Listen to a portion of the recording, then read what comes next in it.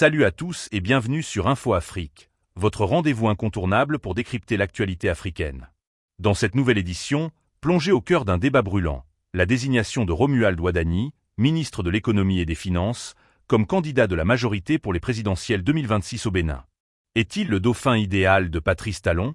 Entre son parcours impressionnant, son expérience internationale et les enjeux démocratiques, nous analysons les forces et les défis de cette candidature. Loyauté, technocratie, succession, tous les angles seront explorés. Restez avec nous pour une discussion captivante et n'oubliez pas de liker, commenter et partager pour soutenir Info Afrique. C'est parti. Romuald Wadani est un partisan du président Talon, un acteur qui est à côté de lui depuis pratiquement 10 ans. Parce que ça fait pratiquement 10 ans qu'il est le ministre de l'économie et des finances. Un fidèle collaborateur. Oui, on le considère comme parmi les plus fidèles collaborateurs du président de la République. Ça, c'est l'aspect politique, mais moi, je n'aime pas cet aspect. On ne choisit pas le futur président d'un pays en regardant si la personne est fidèle ou pas. On le choisit en cherchant à voir est-ce que cette personne est en mesure de gérer le pays. Et c'est ce qu'on regarde son profil d'un point de vue intellectuel, mais il a un profil plus qu'intéressant. Ça, j'avoue que, vous lisez ce qui est dit sur la personne. Il est sorti major quand il faisait son master en finance en France. Dès qu'il l'a fait, les chasseurs de tête l'ont reconnu. On a commencé à s'approcher de lui, à vouloir travailler avec lui dans des organismes internationaux. Il a fait son expertise comptable à Harvard Business School. C'est pas n'importe qui le fait. Dès qu'il est sorti, il a une énorme expérience, bien sûr en France d'abord, à Paris, à Lyon, à Boston, à New York, à Lubumbashi. Donc, quand on regarde le profil, quand on regarde le parcours de la personne, on est fier d'un Africain qui montre comment il est capable. N'oublions pas qu'il a été candidat à la présidence de la BAD. Et à la BAD, tout le monde a vu le profil des candidats. Il n'y avait pas à peu près là-bas. Donc s'il a été candidat pour présider la BAD, ça montre que voilà un monsieur sur qui on doit pouvoir compter. Okay. Mais attention, ça c'est le profil. C'est une très bonne chose. Mais ce n'est pas parce qu'on a le bon profil qu'on devient un bon président de la République. Il faut dire les choses comme elles sont. On a vu des docteurs qui ont été présidents de la République, on a vu des professeurs Alpha Condé, les maîtres Abdoulaye Wade. Tout le monde se disait que s'ils arrivent au pouvoir, vraiment les données vont changer. J'avoue que ça finit plutôt par la déception. Donc on fasse attention. Le profil intellectuel, oui, mais on a besoin d'un homme d'État. Quel que soit le profil qu'on a, on a besoin d'un homme d'État pour pouvoir conduire nos pays.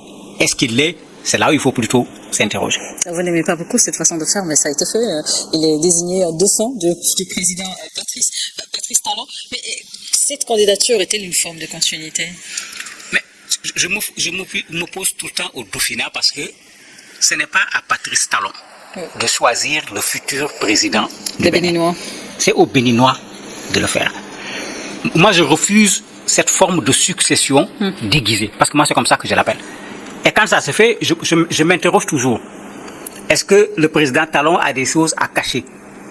Au point qu'il peut prendre le plus fidèle des fidèles pour qu'il vienne s'asseoir sur le fauteuil pour que personne ne voit ce qu'il veut cacher. Le dauphinat entraîne toujours s'offrir une retraite paisible. Pas seulement paisible. C'est-à-dire qu'il ne voudrait pas qu'il y ait des problèmes de rendre des comptes. Est-ce que c'est une façon d'installer quelqu'un qui va vous être tellement redevable que finalement, de temps en temps, il va vous appeler au téléphone pour vous dire, président, est-ce que j'ai fait ceci?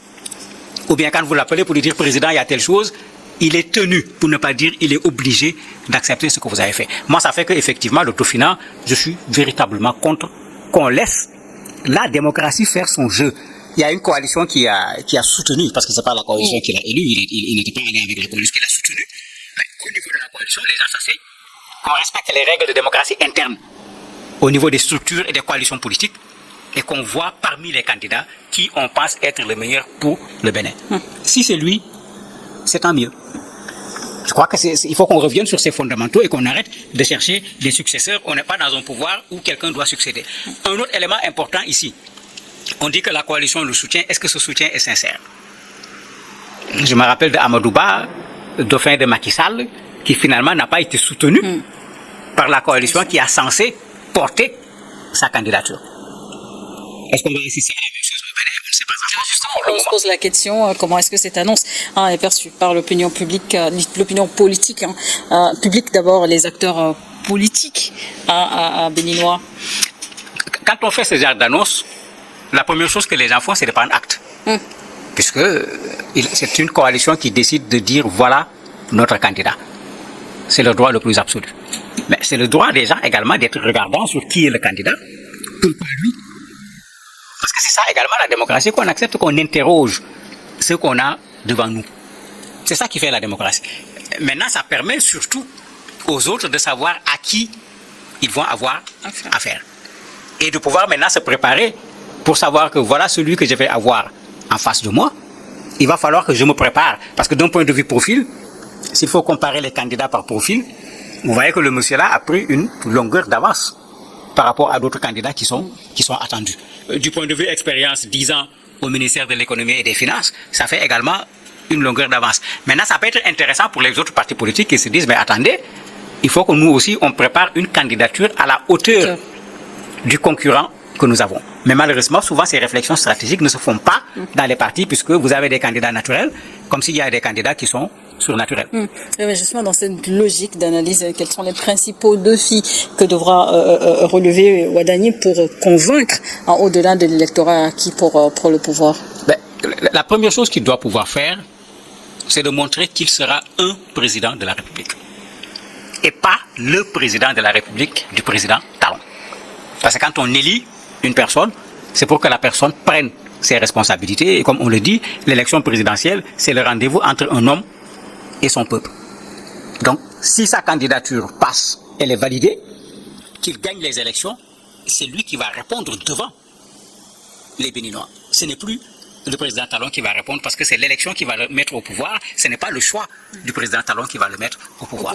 Mais en ce moment, on a beau être contre le président Talon, il a quand même fait des pas. Il a déposé des briques au niveau du Bénin et cela est incontestable.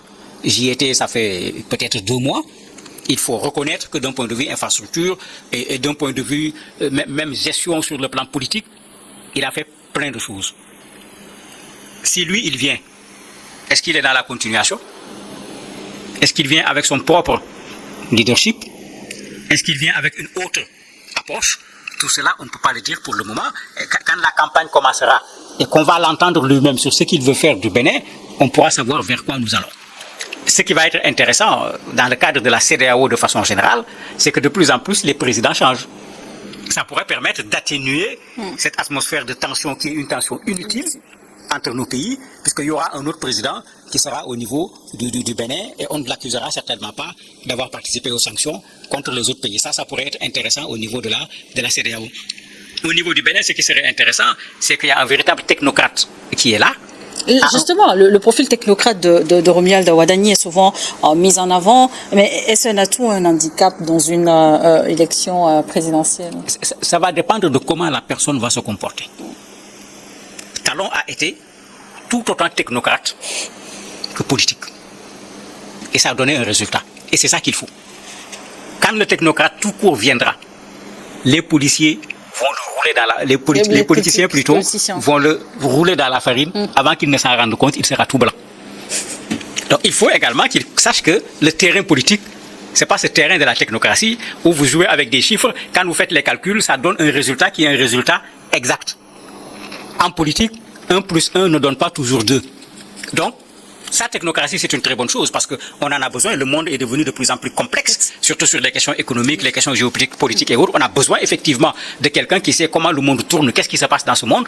Mais on a besoin de quelqu'un également qui sait ce que veut dire la gestion d'un État, de quelqu'un qui sait ce que veut dire l'arène politique. Parce que sinon, il risque de commettre des erreurs qui vont lui être fatales dès son arrivée au pouvoir. Et on l'a vu parfois, les erreurs dès qu'on arrive parce que on n'avait pas été préparé comme chef d'État. Et comme on le dit, il n'y a pas d'école pour ça, c'est vrai. Mais on peut être préparé par le processus par lequel on aboutit là-bas. C'est plus une question de leadership. Tout à fait.